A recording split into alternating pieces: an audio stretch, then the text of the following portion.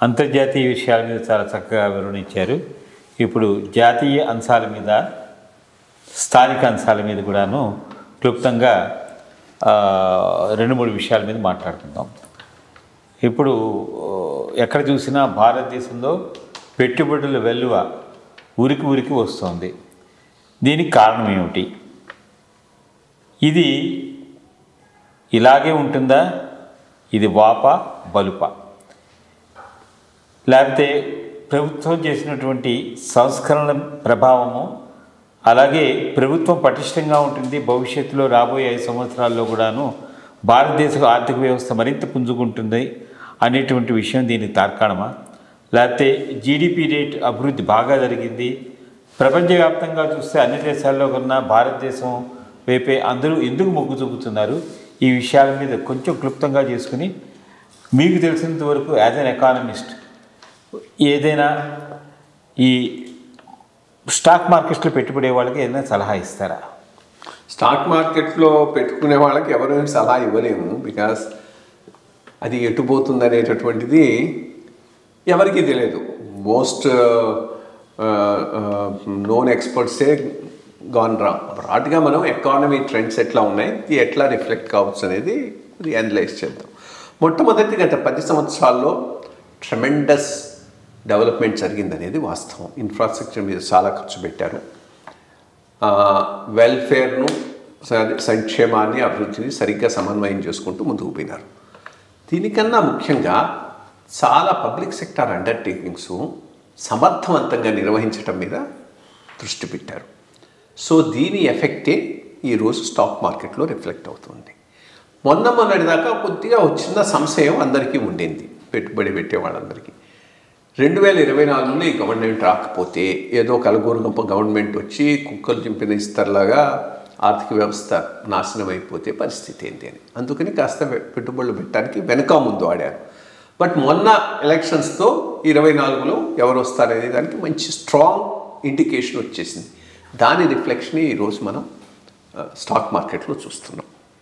దీనికి తోడు ఇన్ఫ్రాస్ట్రక్చర్ మీద ట్రెమెండస్ ఇన్వెస్ట్మెంట్స్ జరుగుతున్నాయి.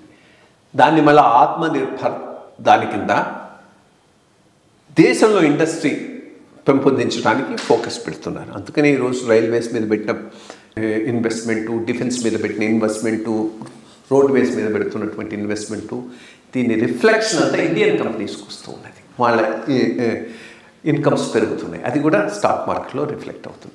అట్లాగే ఈ పిఎస్యు బ్యాంక్స్, గవర్నమెంట్ అండర్టేకింగ్స్ అంతకుముందు స్తబ్దుగా ఉండేవి, ఫోకస్ లేకుండా ఉండేవి, లాభాలు నడిచేవి కావు.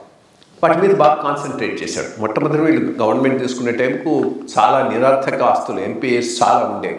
వాటికి బడ్జెట్లో అలొకేషన్ చేసి క్రమంగా వాటిని తగ్గించి బ్యాంక్స్ హెల్తీగా ఉండేటట్టు తెచ్చి అక్కడి నుంచి ఎఫిషియెంట్గా రన్ చేస్తున్నారు. అందుకనే సడన్గా ఎటువంటి వాల్యూ లేని షేర్స్ ఈరోజు బ్యాంకింగ్ సెక్టారు, పబ్లిక్ సెక్టారు విపరీతంగా పెరిగిపోయాయి. దీనివల్ల 2 రకాలుగా గవర్నమెంట్ లాభపడుతుంది. ఒకటి వాళ్ళు ఇచ్చే డివిడెండ్స్, ఒకటి బికాస్ వాళ్ళ ప్రాఫిట్స్ పెరుగుతున్నాయి కాబట్టి. రెండోది ఏదైనా కొంత డిస్ఇన్వెస్ట్ చేస్తే హ్యూజ్ అమౌంట్స్ గవర్నమెంట్కి వచ్చేటటువంటి అవకాశం ఉంది. సో నిరర్థక ఆస్తులను, ల్యాండ్స్, వాటిని కూడా మానిటైజ్ చేసేటటువంటి విధానాన్ని చక్కగా ప్రవేశపెట్టారు. సో ఇది ఓవరాల్గా ఈ ప్రభుత్వం తీసుకుంటున్నటువంటి ఈ చర్యల వలన ఎకానమీ బాగుంది. అదే సెన్సెక్స్లో రిఫ్లెక్ట్ అయింది అనేది నా భావన. అంటే ముఖ్యంగా మనం చూసుకుంటే మీరు ఇందాక మనం చెప్పుకున్నాము, ఈ దుబాయ్లో జరిగినటువంటి క్లైమేట్ కండిషన్స్, లేకపోతే how to protect the environment అనే దాని మీద చూసుకున్నా. తర్వాత ప్రపంచవ్యాప్తంగా మనకి ఈ పెట్రోలియం ఉత్పత్తుల మీద చాలా అంటే నెగిటివ్ ఏంటంటే వాళ్ళు చేసిన రేట్స్ మీద ఎకానమీ బాగా దెబ్బతింటున్నాయి. ముఖ్యంగా ఇండియా లాంటి కంపెనీలో the import bill on petroleum is very high. So దీనికి అనుగుణంగానే మనకి ఇప్పుడు భారతదేశంలో మీరు చెప్పినట్టు ఇన్ఫ్రాస్ట్రక్చర్లో రైల్వేస్ అన్నీ పవర్ బేస్ మీద మొత్తం అన్నీ నడుస్తున్నాయి. అట్లాగే నెంబర్గా ఏంటంటే మన ఈ 4 వీలర్స్, 2 వీలర్స్, 3 వీలర్స్ ఈ వెహికల్స్ అనేను మొత్తం నేను పెట్రోలియం అండ్ డీజిల్, ఇప్పుడు ఆల్మోస్ట్ డీజిల్ వెహికల్స్ ఆల్మోస్ట్ మార్జినల్గా తగ్గిపోతున్నాయి, పెట్రోలియం వెహికల్స్ కూడా. వీటిని they are substituting by electrical vehicles. So ఈ రెస్పెక్ట్లో మనం చూసుకుంటుంటే వెహికల్ ఇండస్ట్రీ ఒకటి మంచి ఆశాజనకంగా ఉండే అవకాశం కనబడుతుంది. అట్లాగే మరి ఈ వెహికల్స్ ఇంత ఎలక్ట్రిసిటీ కావాలి అని అంటే అగైన్ పవర్ జనరేషన్ కంపెనీస్ కూడా ఇప్పుడు మంచి కాన్సన్ట్రేషన్ అనేది వస్తుంది. ఆ పవర్ జనరేషన్ కంపెనీస్ ఇప్పుడు సోలారు, విండ్ పవరు, ఇట్లా మొత్తం ఈవెన్ కోల్ బేస్డ్ వాటి మీద కూడా కాన్సన్ట్రేట్ చేస్తుంది గవర్నమెంట్. అంటే రేపు ఈ నీడ్స్ బాగా పెరిగిపోతే దీని డిమాండ్ని తట్టుకోవడానికి కావాల్సినటువంటి ఇన్ఫ్రాస్ట్రక్చర్ కూడా ఉంటుంది.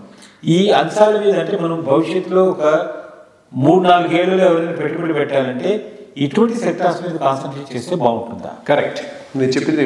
బికాస్ బేసిక్గా రెన్యూవల్ ఎనర్జీ చాలా ఇంపార్టెంట్ ఫోకస్ వస్తూ ఉన్నది, దాంట్లో ఏమీ డౌట్ లేదు. అది అక్రాస్ ది వరల్డ్ వస్తున్నది, ఇండియాలో కూడా వస్తున్నది. కమిట్మెంట్ కూడా ఈ ఉద్గాదాలు అంటారా, కరెక్ట్, అదే కార్బన్ ఎమిషన్స్ అన్నింటినీ తగ్గించడం మీద వరల్డ్ వైడ్ కమిట్మెంట్స్ ఉన్నాయి. ఆ కమిట్మెంట్స్ అండ్ గుడ్ ఆల్సో దీంట్లో భాగంగానే వీటికి then electricity other than diesel, petrol products కాకుండా ఎలక్ట్రిసిటీ రన్ కావాలంటే main linking factor is batteries. Efficient batteries are the linking. So ఆ బ్యాటరీ సెక్టర్ చాలా ఇంపార్టెంట్ ఏరియా కావచ్చు. సో ఈ బ్యాటరీస్ అండ్ రెన్యూవబుల్ ఎనర్జీ, ఈ సెక్టర్స్ తప్పకుండా ఫోకస్లోకి వస్తాయి. ఎందుకంటే ఇది వరల్డ్ వైడ్గా జరుగుతున్నటువంటి ప్రక్రియ, దాంట్లో ఇండియా కూడా భాగమే. కానీ చాలా రోజుల వరకు ఫాసిల్ ఫ్యూయల్స్, ఈ పెట్రోల్ ఇంపార్టెంట్ రోల్ ప్లే చేస్తాయి. బట్ ఒకటి గుడ్ థింగ్ ఏంటంటే ఓన్లీ గల్ఫ్లోనే కాకుండా మనకి ఇప్పుడు వెనెజులా, గయానా, అక్కడ కొత్త పెద్ద పెట్రోలియం ఫీల్డ్స్ డిస్కవర్ అయినాయి. సో బ్రాడ్గా లాంగ్ టర్మ్లో పెట్రోల్ క్రూడ్ ధరలు అంత విపరీతంగా పెరగకపోవచ్చు, అది కూడా good thing. For more updates, like, comment, subscribe to our channel.